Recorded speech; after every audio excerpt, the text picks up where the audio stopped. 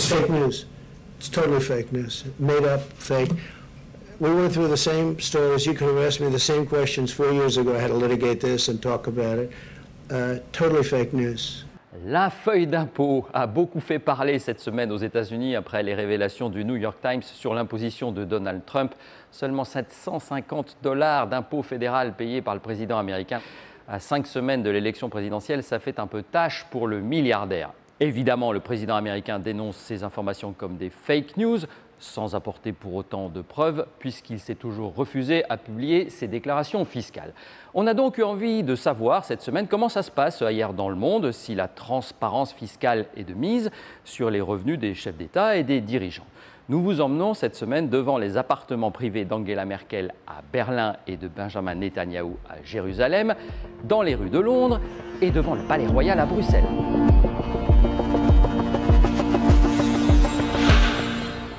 Direction d'abord Berlin, tout près de l'appartement privé d'Angela Merkel. En Allemagne, c'est transparence absolue et petit train de vie pour la chancelière. Oui, on dit souvent qu'en matière de transparence, l'herbe est plus verte ici en Allemagne. C'est vrai qu'en 15 ans, le train de vie de la chancelière Angela Merkel n'a pas vraiment changé. Elle a toujours refusé d'habiter la chancellerie, si bien qu'elle habite dans son appartement privé qu'elle possède avec son mari, ici au bord de la Spree, face à l'île au musée.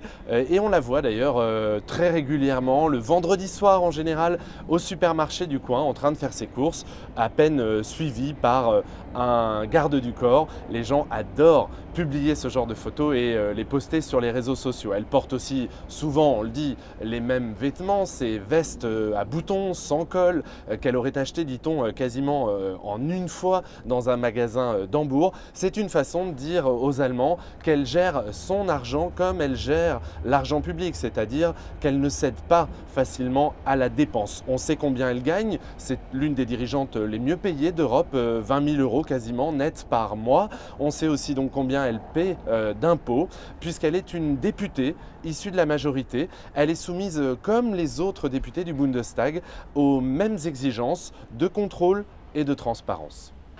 Au Royaume-Uni, cette fois, c'est un peu plus compliqué. Tout le monde paye des impôts, même la reine. Mais la classe politique n'est pas d'une totale transparence. L'affaire Donald Trump fait donc causer, d'autant que le Premier ministre Boris Johnson n'est pas blanc-bleu. Il a refusé de publier sa déclaration fiscale.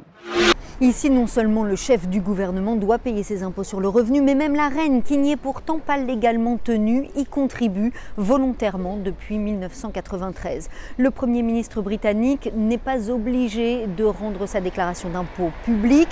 Boris Johnson l'avait fait en 2016 alors qu'il était maire de Londres. Il s'y est en revanche refusé lors de son élection à la fin de l'année dernière. Ce qu'on sait, c'est qu'en entrant à Downing Street, il a dû renoncer à un certain nombre d'activités rémunératrices, ses chroniques dans les journaux, des participations à des conférences de grands groupes pour lesquels il était grassement payé parce qu'il ne peut pas y avoir de conflit entre ses engagements publics et des intérêts privés. Il doit donc se contenter de son salaire, 150 000 livres par an, ce qui apparemment n'est pas suffisant. La presse multiplie ces dernières semaines les articles faisant état de ses difficultés financières.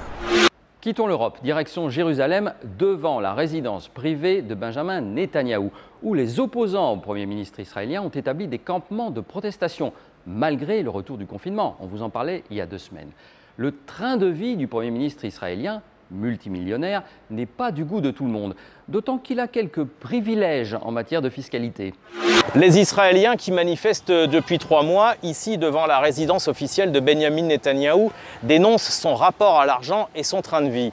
Le Premier ministre gagne 16 000 € par mois, mais l'État lui paie tout. Sa nourriture, ses vêtements, ses déplacements, tous ses équipements pour la vie quotidienne. Et c'est la même chose pour son épouse et pour leur fils de 29 ans qui n'a pas de travail et qui vit avec eux dans la résidence. Mais surtout, les Israéliens ont été excédés par une décision du Parlement qui a voté un abattement fiscal de 250 000 € pour Benjamin Netanyahou. Et oui, c'est l'État qui va payer tous les frais liés à sa villa avec piscine au bord de la mer. Si l'État n'avait pas voté cet abattement, eh bien Benjamin Netanyahou se serait retrouvé sur la paille. C'est ce qu'a déclaré son parti. Et pourtant, avec sa femme, il déclare un patrimoine de 16 millions d'euros. Terminons cette semaine avec nos voisins belges, où la transparence fiscale progresse. Elle concerne non seulement désormais les députés, mais aussi la famille royale. Direction donc le Palais Royal à Bruxelles. Alors ici, le chef de l'État, c'est le roi Philippe qui travaille dans ses bureaux derrière moi du Palais Royal et c'est le premier souverain belge à avoir dû payer des impôts avec cette réforme de 2013 qui a revu les dotations royales. Un exemple, eh bien, la princesse Elisabeth, sa fille âgée de 18 ans et qui sera la prochaine reine ici, aura bien des revenus et un logement, mais pas ses frères et sœurs comme cela se pratique actuellement. Pour ce qui est du gouvernement, eh bien, les membres sont exonérés d'impôts sur certains de leurs frais, ce qui ne fait pas vraiment polémique vu leur niveau de revenus, 11 000 € en moyenne net d'impôts pour un Premier ministre et ses vice-premiers ministres. Et je ne sais pas si vous avez remarqué, mais le drapeau flotte sur le Palais Royal à Bruxelles, ce qui veut dire que le roi est physiquement présent dans les bâtiments.